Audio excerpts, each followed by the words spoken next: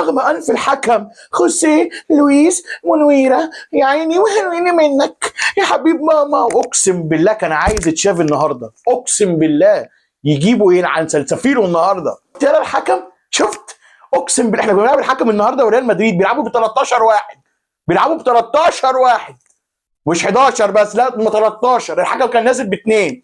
اقسم بالله الحكم يا جدعان ده فضيحه. وحتى لو كنا خسرنا كنت هطلع برضه اصيح.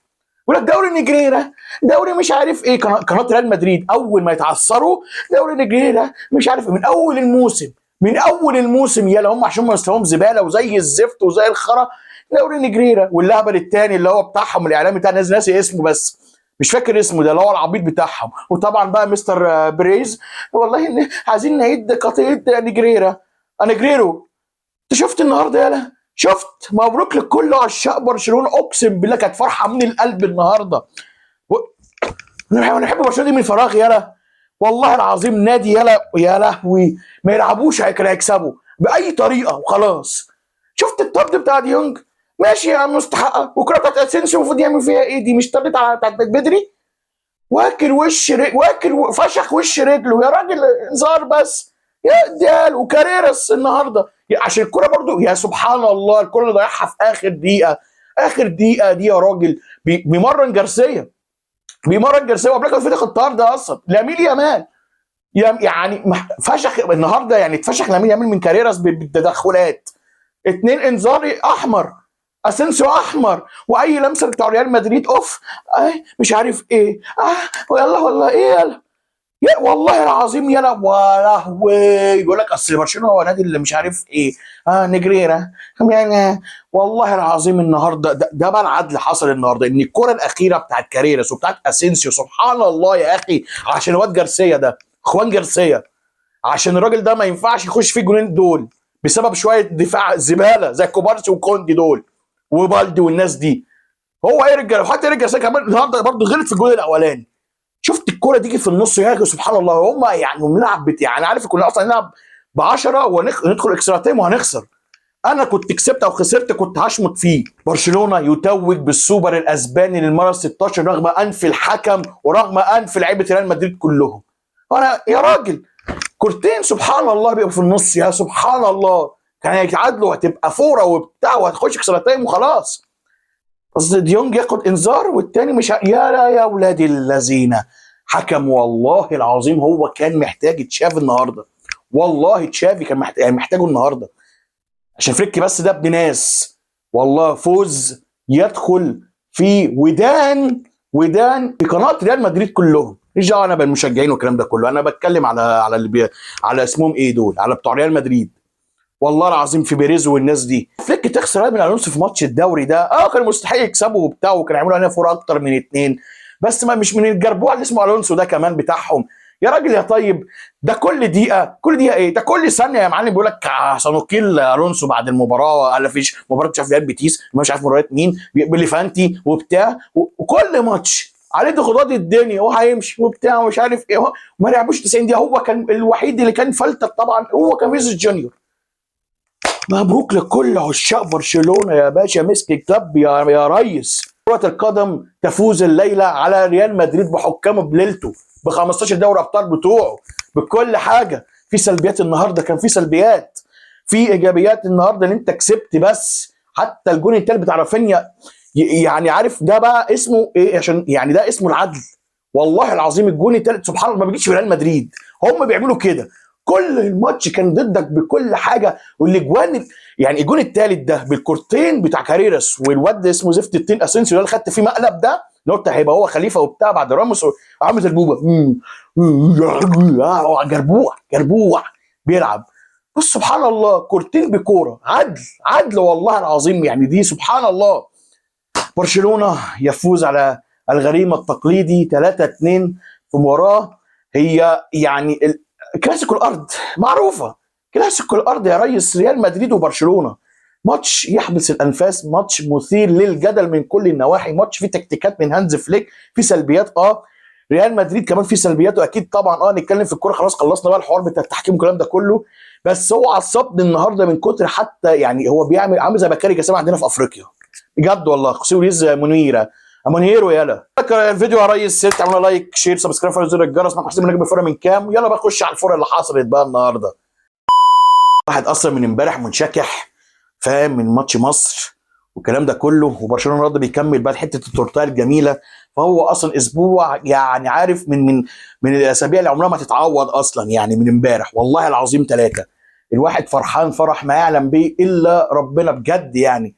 فيعني عارف يعني النهارده بقى بجمال ببعض اللعيبه، وجمال من تكتيك فليك، وبعض من غباوه الونسو. يا هو كان الونسو النهارده وفاكر نفسه حسام حسن في ماتش كوتيفوار 5-3-2 وتشاوميني هو الثالث تمام. سبحان الله الجونين بقى اللي يجوا بقى من بتوع برشلونه يجوا من ناحيه اسينسيو، يعني بقى مره جرينتا ومره وي وبتاع. سبحان الله يجي بين الجولين يعني الفل. بدأ اللقاء يا معلم في الدقيقه، يعني عارف هو الماتش ابتدى من بعد الدقيقه 26 مثلا الدقيقه 25. اول 25 دقيقه محاولات من ريال مدريد حتى النهارده نتكلم بقى حق، كان ممكن ريال مدريد يكسب الماتش في اي وقت في الشوط الاولاني بالذات. الكره بتاعت فينيسيوس جونيور اللي طبعا كوندي، يا كوندي بطء ما يعلم بلا رب، غبي. اول كره يعدي منها الانذار الاولاني جارسيا يصدها عشان الكره كانت سهله. بعدين الكره بتاعت جونزاليز انفراده بيمرن اخوان جارسيا تاني، يعني لو دي اي حد غير جونزاليز هتبقى جول. طبعا لو كان امبابي كانت نسبه مليون في المية جول. اول انذارين من ريال مدريد، برشلونه ما دخلش الماتش نهائيا، هو ماسك كوره بس، يعني اي كونتر اتاك علينا هيبقى فضيحه. وقد كان مسكنا الكوره، نرجع بقى للعبنا الاطراف وبتاع، الدنيا كويسه جدا. كاريراس بامانه كان يعني حاطط في لحد دقيقه 26 بالظبط لامين يامال في جيبه بامانه، مش يخليه يعدي. بعديها لامين يامال فاق بقى، لا وحياه ماما بقى، لا انا مش هسيبها لك. وانا يعني انت هتوقفني؟ انا في ماتش بنفيكا يا راجل السنه اللي فاتت الماتشين كنت مزحفك التراب، فانا النهارده مش عايز، بص مش هسيبها لك. وقد كان مسك كاريراس الجبهه فشخه والاسيست والانذار الاولاني لبرشلونه بتاعت رافينيا اللي ضيعها بطريقه عجيبه وغريبه. ولكن يصالحنا رافينيا بالجون الاولاني على شمال كورتوا، والجون جامد جدا حلو في الدقيقه 36 والدقيقه 37. يسكت بعديها دفاع برشلونه، لا ايريك جارسيا الغباء، يعني ايريك جارسيا كان هو من نجوم اللقاء اصلا. ايريك جارسيا الكوره قبل ما تخش جول، يعني الكوره كانت مع جارسيا حلو، لامين يامال فاتح، عايز يديها ليفاندوفسكي في النص ليه؟ اتقطعت بكونتر اتاك. طبعا فينيسيوس جونيور كان فورمه عاليه قوي ومستغربه اللي الونسو بيطلعه في الدقيقه 81 من، يعني يا راجل بتعمل ايه؟ الونسو غبي فشخ يعني. مش ممكن يجري بيها ويلبس كوندي كوبري يا حبيب قلبي ويلم كوبارسي المتني ده عامل زي المسمار المتني، ويجيب جون الاولاني على ايه؟ التعادل بتاع ايه؟ اخوان جارسيا الجون الاولاني في يعني خط الدفاع كله يسأل عنه. وبدري كمان كان هو مع كوندي، كان المفروض يعني دوس اكتر يا بدري في الدفاع، دوس معاه، يعني ما انت عارف ان فينيسيوس جونيور هيعمل كده. الكوبري بالجون كيفوني، والجون الاولاني الاثنين ما بيعرفوش يدافعوا. الجون بقى ايه؟ يترد بعديها في الدقيقه حاجه و40 اسيست المايسترو، اسيست الرسام بدري العالمي اللي اديها ليفاندوفسكي، وتشبايه من فوق كورتوا الجول الثاني. فرحت الصراحه في الجونين، زقطت وبتاع، قلنا هنعمل فرع على ريال مدريد والدنيا هتمشي قليصه جميله جدا. بعديها كوبارسي حالف بالله ان هو لازم يجلطنا، الكره مش عارف يطلعها ليه، مش عارف يطلعها، بتقلشها ليه؟ ما ترجعها لاخوان جارسيا وهتبقى 2-1 ومرضيه. لا طبعا ازاي؟ كوبارسي سيء جدا واوسخ مدافع في العالم السنه دي، من احسن مدافع السنه اللي فاتت عشان جابوا انياجو مارتينيز لاوسخ مدافع السيزون ده.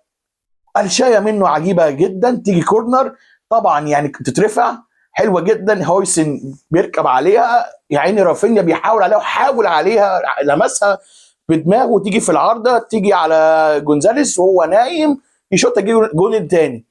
التعادل 2-2. الحكم كان مدي 3 دقائق لحد الدقيقه 53 الحكم صفر. فكر بقى، وطبعا بقى انا ذكرته في الانذارات والحاجات والكور ده، اي لمسه على بتوع ريال مدريد فاول اوبا لهم مش عارف ايه، زيها تيجي لبرشلونه ما بيحسبهاش. الشوط الاولاني في فرحه للحكم خوسيه لويز ولاعيبه ريال مدريد 2-2، وكنت ممكن تجيب اكتر من كده في الشوط الاولاني لو كنت دوست. تمام. الشوط الثاني ابتدى يا معلم ماسكين كوره، محاولات ان فينيسيوس جونيور كان المفروض ياخد انذار في كوره كانت خطيره برده بالكوع على صدر كوبارسي اللي اتلم بعديها برده في نفس الكوره، هي انذار تمشي. فينيسيوس جونيور يلم وياخده على الثابته على الشمال يجري بيها، يعدي بيها تعدي على خير. تمام تمام جدا، ماسك انت كوره، الدنيا حلوه جدا. كنت متوقع ان مبابي هينزل خلاص في الشوط الثاني من قبل الدقيقه 60، ما نزلش. احنا كان عندنا ان انا بس يعني في حاجه سلبيه بس لهانز فليك بالنسبه لي، ان هو طلع رافينيا وطلع ليفاندوفسكي، لان هو كان فورمه النهارده. ليفاندوفسكي النهارده احسن من فيران اسمه ايه ده، فيران توريس. وراشفورد طبعا اللي في اخر دقيقه دي كانت حوار، انا هاجي لها في اخر دقيقه دي. بعد كده الجون الثالث يجي بتاع رافينيا ده، ويعني ده جون طبعا باي لك، بس انت اصلا مستحوذ، وريال مدريد بيلعب على كونتر اتاك واضح ومش قادر. وهو الونسو مصمم اصلا ان هو يلعب بالخطه دي، مع ان اصلا انت معاك لعيبه ما ينفعش تلعب معاهم كده. بيلينجهام فين؟ مش موجود. بيلينجهام ده كمان المفروض ياخد انذار اصلا، الكوره بتاعت فرانك دي يونج ولا في يا راجل قبلها وبتاع. المهم الجون الثالث ده كان يعني ناتج عن مجهود رافينيا في الماتش، ومن ساعه ما رجع من الاصابه باي لك. وتيجي بقى ايه احلى حاجه في الجون، انها تيجي في المدافع الاعظم في تاريخ الحمصه اسينسيو، اللي هو اصلا جماهير ريال مدريد اصلا عماله اكيد بتشتمه دلوقتي وبتسبله وبتلعنه. تيجي بقى في ديفليكشن هوبا تيجي في كورتوا الجون الثالث، حلوه ومرضيه وبتاع. انا بخرج ليفاندوفسكي برافينيا في اخر دقيقه في الدقيقه 81 دي، مش غلط. والتاني بقى ايه الاهبل قبليها، يعني هو دول نزلوا بس قبلها طلع فينيسيوس جونيور الونسو، غبي. اقسم بالله يعني ده مدرب، ده هو مش شخصنها مع فينيسيوس جونيور، بيعلمه الادب. احسن واحد في الفرقه بتطلعه صعب رودريجو. طب ما انت كنت هتلعب باسحاق رودريجو وهتلعب بمبابي وهتلعب بفينيسيوس جونيور وهتستغل الايه المرتدات اللي ورا برشلونه. اصلا الاثنين اصلا ما عرفوش يدافعوا، يلا ريال مدريد ورا برشلونه، فهتستغل ممكن تجيب التعادل، وكان كده هتجيبوا التعادل اصلا يعني. تبديلات غريبه جدا برشلونه. اي نعم هو مجملا يستحق الفوز. احنا كنا بنلعب بقول لك 13 واحد، بقى الحكم بقول لك نازل باثنين. وبعديها سبحان الله بص بقى راشفورد، يا جدعان راشفورد طبعا يعني ده اغبى لاعب شفته في حياتي، عايزين ياخد فيه 30 مليون، ده ما يدفعش فيه 30 شيندن. والله العظيم كوره في اخر الدقائق، وانا عارف ان بعديها السيناريو ده ما انا حافظه اصلا مع ريال مدريد، ما انا عارفه. الكوره اللي ضيعها على ناحيه اليمين راشفورد في اخر الدقائق، بيجري بيها، بيجري زي الحمار، فهد بيجري تنفيذ فهد البطل، والله العظيم يشوطها بطريقه غبيه جدا. هو لعيب اصلا انا مش مقتنع بيه انه يلعب في برشلونه. شوطها في اخر زاويه اليمين على كورتوا، هتبقى رصاصه الرحمه و4-2 وفره وبتاع ومش عارف ايه. بعديها عشان بس العدل والقدر ان كاريراس يعني يشوط الكوره وهو قدام ال6 يارد قدام الكوره بتاعت ضربه جزاء بيشوطها ضعيفه جدا وفي نص الجول. وبعديها كورنر اللي بلدي برضه الحمار، بلدي بقى هو بيطلع ايه، ويا ابني اسكت يا حبيبي يا بابا اسكت يا حبيبي اسكت، اخر دقيقه اهدى شويه. سبحان الله تترفع، امبابي يرفعها كده تاني تشبايه بسيطه اسينسيو، عشان هو مش هينفع ان دول يتعادلوا معانا بالظروف اللي حصلت في الماتش ده. تيجي يا باشا وخوان جارسيا يصدها، الماتش ينتهي. بس انا عايز اعرف بس الطرد ده اللي كان، انا بس عندي كان نقطه سلبيه على لامين يامال، ان هو طبعا فرش كاريراس من بعد الدقيقه 26، وكان بيرجع للدفاع وبتاع، وعمل ماتش جامد بامانه الله. السلوك كفايه السلوك اللي عمله رافينيا في الشوط الاولاني، اللي كان بلسم ده يعني بجد. يعني هو ده بقى لامين يامال. بص يا معلم، يعني لامين يامال انت لما بعدت عن التحفيل وبتاع والكلام ده كله بتركز في الملعب، شفت اللي بيحصل، انتاجيه عالميه. ركز لامين يامال، انت كده مش عارف نتكلم عليك، انت فاجر يعني. طول ما هنقضيها بقى ايه بوستس وستوريز بقى على الانستجرام والكلام ده كله والتحفيل وبتاع، ما فيش فرقه بتكسب على طول ولا في فرقه بتخسر على طول. هو كان مفكر ان قبل ماتش كلاسيكو بتاع اللي هو اللي خسرنا فيه بتاع 2-1 ده بتاع البرنابيو ده، هو فاكر ان الدنيا معاه، ان الدنيا هتبقى معاه على طول. ما فيش يا حبيبي، يعني الدنيا كلها مش هتبقى معاه، ما ينفعش، لازم تخسر. وده كان احلى درس النهارده، ان ما تحفلش قبل الماتش ولا بعد الماتش. حتى انت لاعب ميجا ستار مش لايقه عليك، شفت ما حفلتش. شوف شفت الكورتين اللي ضاعوا دول، هم دول ده بقى اساس العدل بقول لك. فانت ما حفلتش، المنتاليتي بتاعه عجبتني جدا من ساعه ما ساب البت ده نيكي نيكول دي، ربنا بيكرمه بجد والله. طبعا الطرد انا عايز اتكلم عليه طبعا، ولامين يامال دي بقى اللي كانت الغلط، انه فاكر نفسه عمال يلم برضه، ان هو لسه عايز طايش، عايز تلم من مبابي حريف وسريع، وفي الاخر خدها منك وانت وقعت، ولبست فرانك دي يونج في طرد. هو اصلا طبعا مش طرد بالنسبه لي، حتى لو طرد يا عم ماشي، لبسته في طرد. ما ينفعش تلبسه في طرد يا عم لامين يامال، انت لسه صغير يا ابني. يعني انت لسه صغير بس يعني الكوره كانت بسببك، لبست واحد انذار، كان ممكن نخش الاكسترا تايم اصلا ب 10 لعيبه، ب 10 لعيبه بجد، مش ملهاش اي 30 لازمه دي يعني الفزلكه بتاع كله، وماتش 3-2 وانت عارفين ان الريال اصلا اهو كان هيتعادل في اي لحظه.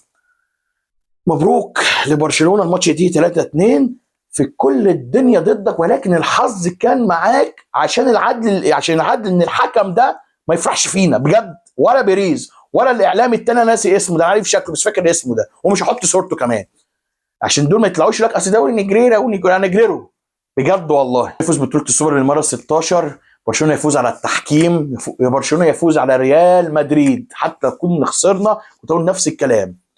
مبروك لكل عشاق برشلونه، اسبوع حافل، برشلونه بيفرحنا. برشلونه طبعا بالمنظر ده ما ياخدش الشامبيونز ليج، زي ما انا قلت لك يا ريس، احنا هناخد دوري كاس سوبر حلو قوي، انما في الشامبيونز ليج مش هينفع بالمنظر ده، دفاعنا ده يعني بالهبل ده مش هينفع، لان انت بقى مش هتقابل الفرق بقى، ما هتبقى كومباكت والفرق يبقى ورا، مش هينفع. ما ماتش انتر كان اكبر مثال. عايز اقول للمره المليون ان هانز فليك بيشيل حبل المشنقه من على رقبه لابورتا، بس احنا عايزين شلوتربرج وجايبين كانسيلو والناس دي، اصلا احنا عايزين حد في الدفاع يا جماعه، عايزين حد مكان كوبارس بجد. السيزون ده مش هينفع نمشي كده، حرام من مجهود الراجل ده يروح. لكن اول بطوله في 2026 على الغريم التقليدي اللي هو اصلا يعني ما تخسرش من تشافي الونسو بامانه، يعني مع احترامي لتشافي الونسو بقى وكلاعب وبتاع وعامله في باير ليفركوزن، انما في الريال اصلا انت شايف الضحك عامل ازاي. مبروك لكل عشاق برشلونه، معكم حسين نجم الفوره من كام. لو وصلت اخر الحلقه تعملوا لايك شير سبسكرايب وفعل زر الجرس. انا راجل مشجع، انا راجل مشجع بتكلم بالعاطفه، الكوره عاطفيه اكتر من اي حاجه، بس يعني الواحد شافه النهارده قالوا النهارده، فاي يزعل مني من اخواتي المدريديه، كده كده يعني هتكسبوا في يوم من الايام اكيد، برشلونه انت كسبتونا اصلا في الدوري، بس انا ما بتكلمش على المشجعين، انا بتكلم على اللي انا شفته في الماتش، ولا دعوه بتحفيل على حد ولا اي حاجه، هي الفكره بس ان انا مشجع في الاول وفي الاخر، فبتكلم بالعاطفه. تمام، ممكن اكلمك تكتيك وبتاع، بس ده بيبقى حوار تاني بقى وبوردات وبتاع وعايز شغل تاني، انما انا واحد بطلع بعد الماتش بعاطفتي وبعصبيتي وباللي انا فيه ده، لان الكوره هي اساسها كده. لا بقى اصل طبعا فيها تكتيك وعلم وكل ده كله، بس انا مش بحبهاش، انا هي الكوره بالنسبه لي هي البيزك، بس بالنسبه لي انا يعني كمشجع عاطفي بس كده. سلام عليكم واشوفكم في الكاف المشبعاني كروان بجد والله. سلام عليكم.